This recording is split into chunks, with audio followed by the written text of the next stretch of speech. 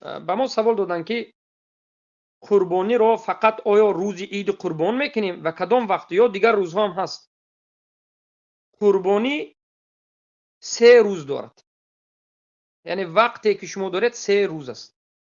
روز عید قربان فردا بعد از نماز عید تا نماز عید ذبح کردن، قربانی کردن این حساب نمی شود. در زمان پیامبر صلی الله علیه و سلم، در عهد پیامبر صلی الله علیه و سلم، یک مرد ذبح کرد پیش از نماز عید و به نزد پیامبر صلی الله علیه و سلم آمد و گفت که من قربانی کردم. پیامبر گفتند این هدیه نیست، گفتند این هدیه نیست، این قربانی حساب نمی شود، گفتند این لحم است، این گوشت است، این بخور، از این بخور، حلال است، اما اجر و پاداش قربانی را نگرفتی، زیرا که قربانی بعد از نماز عید است.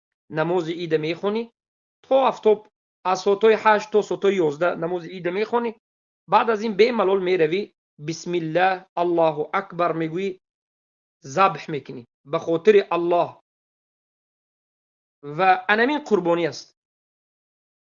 به مجرد خونش ریختن این عبادت است و همین قربانی را میتوانی که یکم روز عید قربان بعد از نماز عید بکنی، یکم روز فردا بعد از نماز عید وقت شروع می شود، بعد از نماز عید وقت شروع می شود تا شب، پس فردا دویم روز و بعد از این روز سوم هم تا نماز عصر وقتی قربانی کردن هست. یعنی وقتی قربانی هم یک روز، روز عید، دوم روز بعد از روز عید، سوم روز تا نماز عصر است.